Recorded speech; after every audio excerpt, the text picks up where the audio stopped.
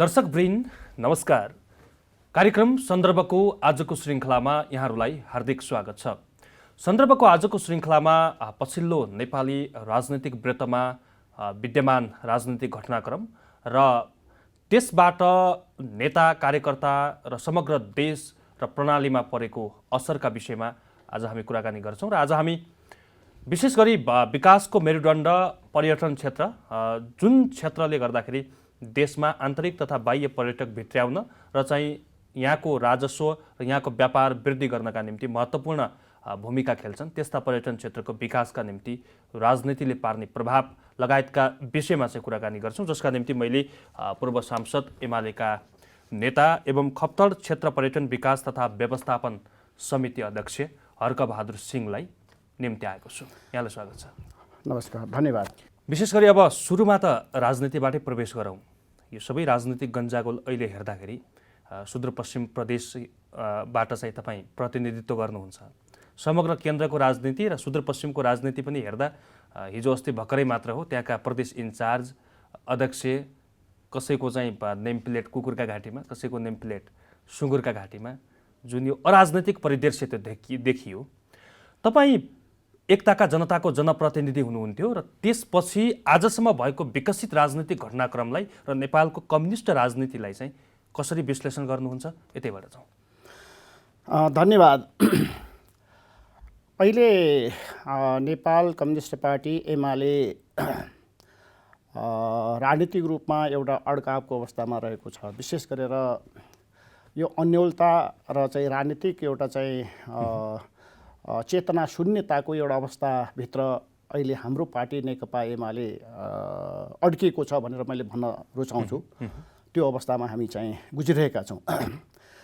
खास गरेर नेकपा एमाले पछिल्लो राजनीतिक घटनाक्रम पश्चात एउटा दुर्घटनाको संहारमा उभिएको मैले महसुस गरेको छु। खास गरेर निर्वाचन, पछिल्लो निर्वाचन का बेला नेपालको कम्युनिस्ट आन्दोलन, समाजवादी आन्दोलनलाई एउटा नेपाली जनताको सुख र समृद्धिसँग जोड्ने अभियानका रूपमा पार्टीका वरिष्ठ नेता, विशेष गरेर पार्टीका अध्यक्ष, हाम्रो पार्टीका तत्कालीन अध्यक्ष कमरेड केपी ओली र नेकपा माओवादी केन्द्रका अध्यक्ष कमरेड प्रचण्डका बीचमा र समग्रमा नेपाली जनताको अपेक्षालाई आत्मसात गर्दै पार्टीगत गर्न हामी सफल भयौँ। हामीले जसरी यसलाई हार्दिकतापूर्ण ढङ्गले स्वागत गरेका थियौँ, नेपाली जनताको लामो एउटा अपेक्षालाई नेताहरूले आत्मसात गरेर अगाडि बढ्यो भनेर हामीले जसरी चाहिँ माने उहाँहरूलाई स्वागत गरेका थियौँ, यो बिचको राजनीतिक अवस्थालाई हेर्दा अहिले हामीले जे अनुभूति गरिरहेका छौँ, हामीले जे महसुस गरिरहेका छौँ, यसले ठुलो पीडा, जुन खुसी हामीले त्यतिखेर प्राप्त गरेका थियौँ त्योभन्दा कयौँ गुणा पीडाको मारमा अहिले नेकपा एमालेका के अरे पङ्क्तिबद्ध कार्यकर्ताहरू र नेकपा माओवादीका पङ्क्तिबद्ध कार्यकर्ताहरूले त्योलाई पीडालाई महसुस गएका छन् भन्ने मैले बुझेको छु। खास गरेर यो पछिल्लो पटक यहाँले भने जसरी समग्र मुलुकको राजनीति त एउटा चाहिँ कम्युनिस्ट आन्दोलन, समाजवादी आन्दोलनले ठुलो धक्का खाने अवस्थाको मुखमा त हामी छँदैछौँ।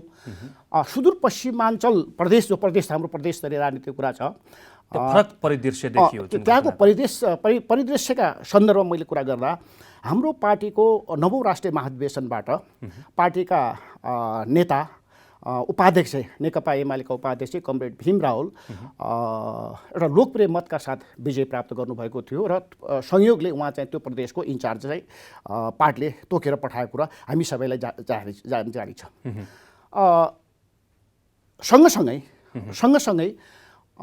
यो पछिल्लो राजनीतिक घटना, राजनीतिक पार्टीका बीचमा जो एकताबद्ध ढङ्गले अगाडि बढ्नुपर्ने हो, नेकपा एमाले र माओवादी बीचको जो एकताबद्ध एउटा हाम्रो प्रयत्न थियो, त्यो प्रयत्नमा चाहिँ के अरे ठेस लागिसकेपछि, त्यो ठहरावको अवस्था सिधा भइसकेपछि हामी मूलत पार्टी एउटै पार्टी विभाजनको अवस्थामा, खास गरेर अदालतको, सर्वोच्च अदालतको पछिल्लो फैसलाले एमाले तर्फ जानुपर्ने र चाहिँ माओवादीतर्फ जानुपर्ने जो चाहिँ परिस्थिति सिर्जना भयो, त्यो परिस्थितिले हामी कहाँ ठुलो द्वन्द्व सिर्जना गरिदियो। विशेष गरेर फागुन 28 गतेको जो निर्णय त्यो अवैधानिक निर्णय, हामी अवैधानिक निर्णय भन्छौँ, त्यो अवैधानिक निर्णयका माध्यमबाट एकपक्षीय बैठक गरेर नेकपा एमालेको एकपक्षीय बैठकका माध्यमबाट त्यहाँको इन्चार्ज, वैधानिक रूपले निर्वाचित भएको के अरे इन्चार्ज, तोकिएको चाहिँ इन्चार्जका रूपमा रहेको भीमरावलाई हटाएर अर्को पार्टीबाट नेकपा माओवादीबाट चाहिँ पार्टी प्रवेश गराएर इन्चार्ज दिने जो काम भयो, त्यहाँबाट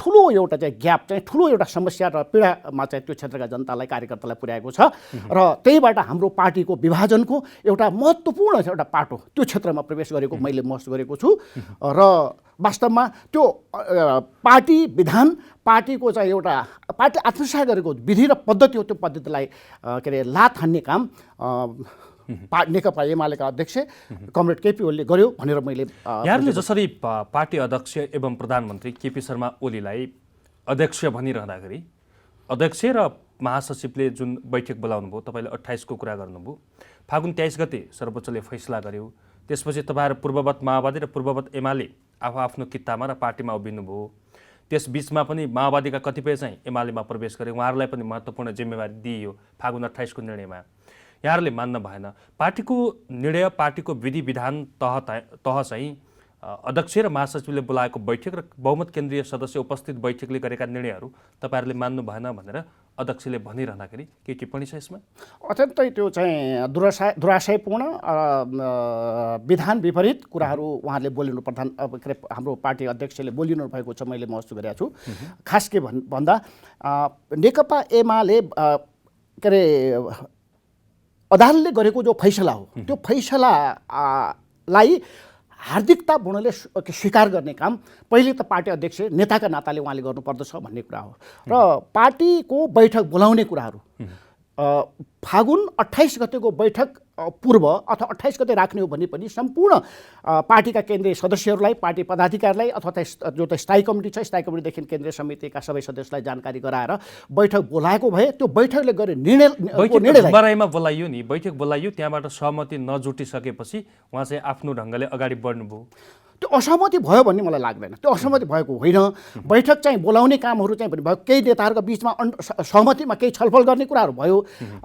पार्टी अध्यक्ष स्वयंले त्यो चाहिँ सहमतिमा चाहिँ प्रवेश गर्न जानु, फागुन 28 गतेको चाहिँ जो निर्णयबाट पछाडि भन्दा अगाडि चाहिँ बैठक बोलाइएनन्, कुनै पनि बैठक बोलाइएन। सामान्य अनौपचारिक रूपले छलफल त भएका चाहिँ हुन सक्छन्, भएका कुरा पनि हामीले सुनेका छौँ, तर 28 गतेको बैठक एकपक्षीय रूपमा आफ्ना नजिकका मान्छेहरू भनिएकाहरू केन्द्रीय सदस्यलाई बोलाएर जो बैठक गरियो, त्यो बैठक नै पार्टीलाई ठुलो एउटा समस्यामा चाहिँ पार्ने एउटा चाहिँ त्यो चाहिँ बिन्दुका रूपमा के रह्यो भनेर मैले चाहिँ यसरी बुझेको। आजका दिनमा समग्रतामा हेर्दा सुदूरपश्चिम प्रदेशमा चाहिँ ओलीको वर्चस्व बढी भयो, अब चाहिँ त्यहाँ ओली कित्तामा धेरै नेता कार्यकर्ताहरू उभिए भनेर सुनिन्छ। तपाईँ त ग्राउन्ड लेभलमा त्यही पुगेर आउनुभयो।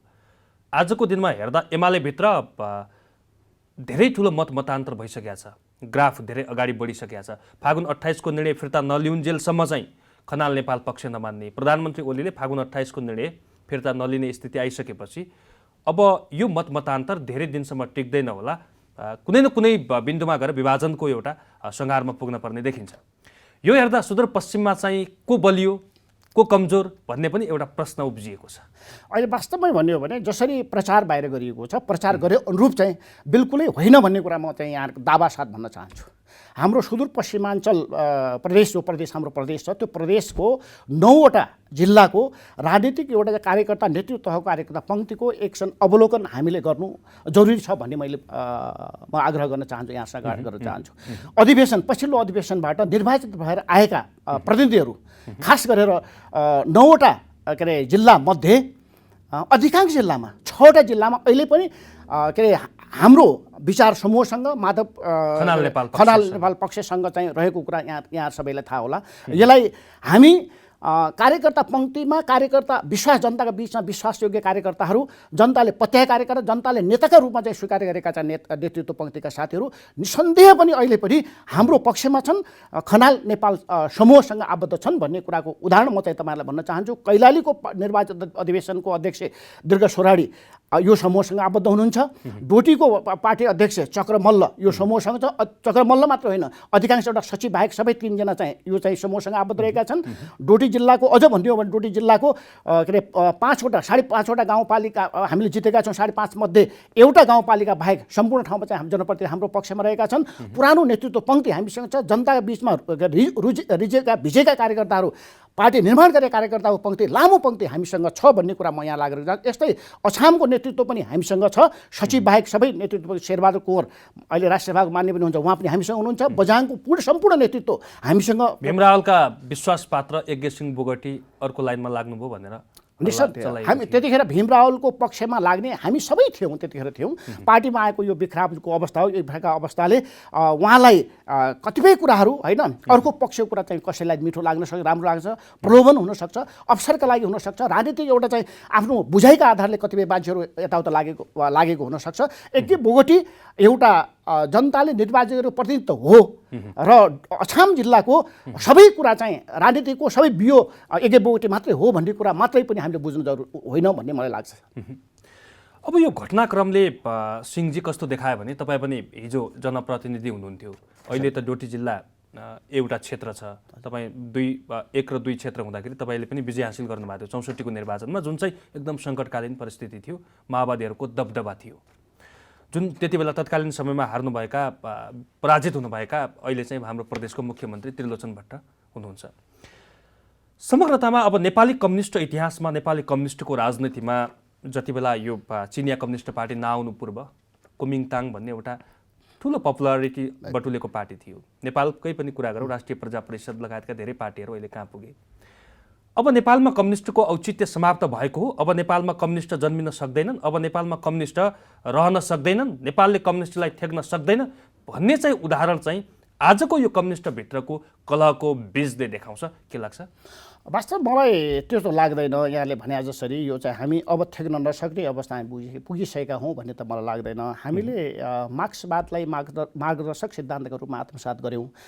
जब विशेष गरेर 90 को दशकमा चाहिँ अब कम्युनिस्ट आन्दोलनमाथि आएको जो चाहिँ एउटा चाहिँ आक्रमण हो, त्यो आक्रमणलाई थ्याक्नको लागि एकदम ऐतिहासिक पुरुषका रूपमा कमरेड मदन भण्डारी, तत्कालीन महासचिव मदन भण्डारीले जो विचार चाहिँ जनताको बहुदलीय जनवाद भनेर जो कुरा ल्याउनु भएको छ, यो विचार साँच्चै भन्यो भने पछिल्लो राजनीतिक घटनाक्रमलाई के अरे विश्व राजनीतिमा कम्युनिस्ट आन्दोलनलाई अगाडि बढाउने एउटा नयाँ हतियारका रूपमा हामीले प्रयोग गरेका हौँ। यसमा चाहिँ कुनै सन्देह छैन एउटा कुरा।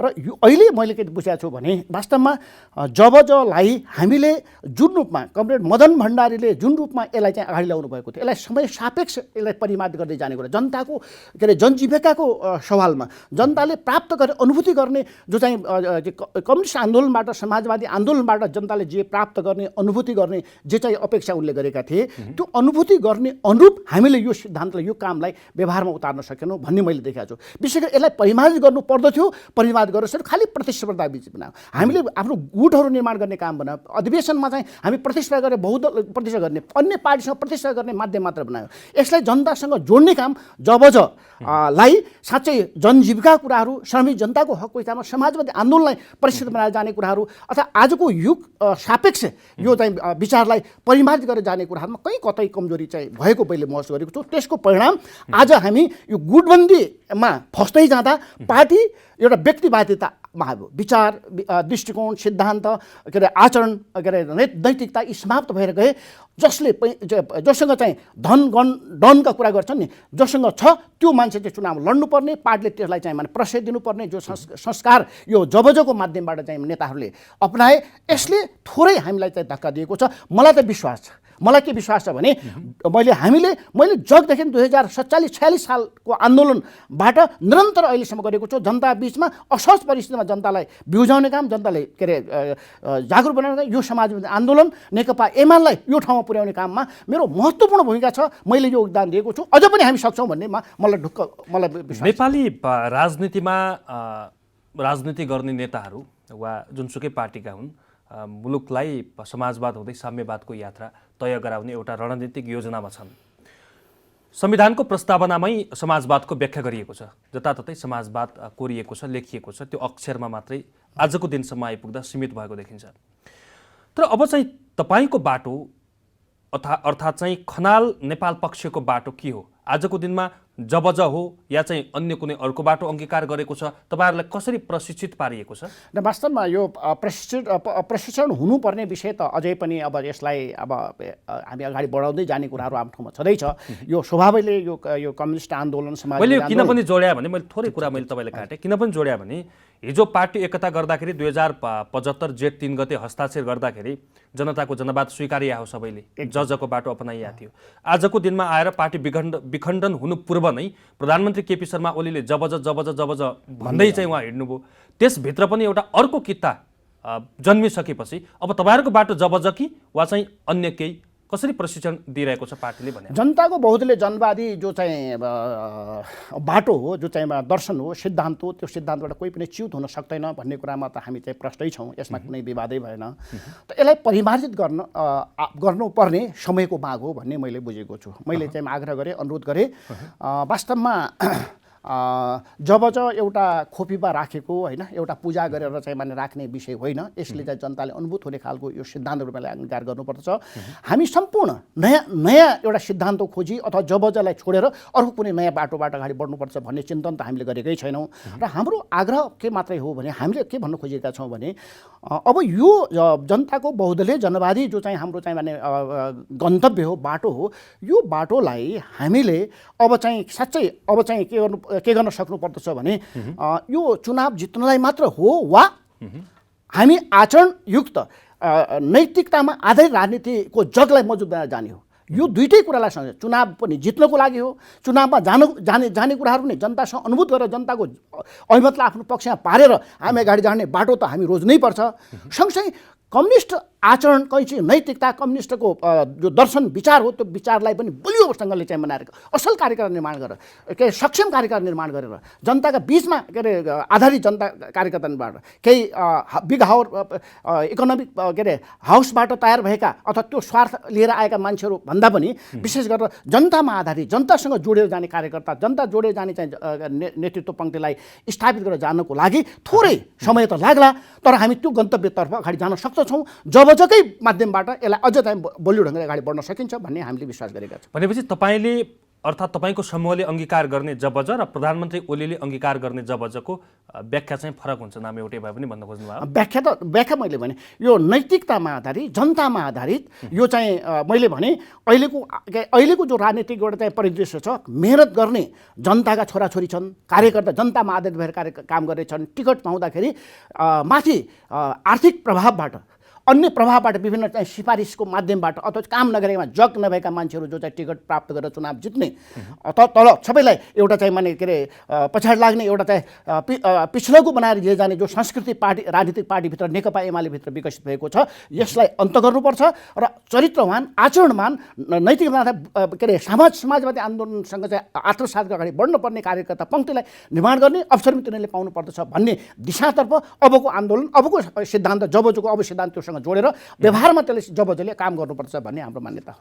अब अलिकति सुदूरपश्चिमका 4वटाको सङ्गम स्थल खप्तड जुन चाहिँ त्यहाँको एकदमै हराभरापूर्ण र पर्यटकीय स्थल पनि हो, खप्तडको आफ्नै महत्त्व छ। त्यसको खप्तड क्षेत्र पर्यटन विकास तथा व्यवस्थापन समितिको अध्यक्षको जिम्मेवारी तपाईँले सम्हाल्दै गर्दा, किनभने हिजोका दिनमा खप्तड धेरै विवादित बनेको क्षेत्र हो, त्यहाँको अहिलेसम्म विकास हुनुपर्ने कति धेरै ठुला सपना बाँडिएका छन्, त्यहाँ केबल कारका सपनाहरू बाँडिएका छन्। जब मान्छेले चाहिँ गाडीमा हिँड्दाखेरि चाहिँ आफ्नो ज्यानलाई बाजी राखेर त्यहाँ जान पर्ने स्थिति र हिँड्दाखेरिको बाटोहरू पनि त्यति व्यवस्थित नभएको स्थिति थियो केही वर्षसम्म, सपना ठुला बाँडिएका छन्।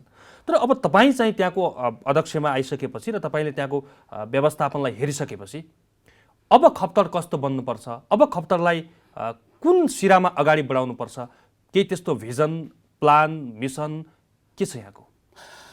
बडो गम्भीर राम्रो विषयको उठाउनु भएको छ। हामी सुदूरपश्चिम यो प्रदेशको पर्यटकीय गन्तव्य धरोहरका रूपमा रहेको खप्तड क्षेत्र, विशेष गरेर खप्तड क्षेत्र पर्यटन विकास तथा व्यवस्थापन समितिको अध्यक्षको हैसियतले विशेष गरेर 2077 साल पौष 12 गते प्रदेश सरकारको अधिकार क्षेत्रभित्र परेको कारणले समिति विकास समिति परेको कारणले मलाई 12 गते पुष 12 गते मलाई नियुक्ति दिएको छ र म सहित हामी अब के अरे 7 जना बोर्ड सदस्य छौँ र त्यहाँको चाहिँ राष्ट्रिय संरक्षण त्यो अधिकृत त्यहाँको चाहिँ वार्डेन त्यहाँको चाहिँ एउटा सदस्य र चाहिँ चारवटै जिल्लाका जिल्ला समन्वय समितिका प्रमुखहरू यसको सदस्यहरू रहने एउटा टिम निर्माण भएको छ।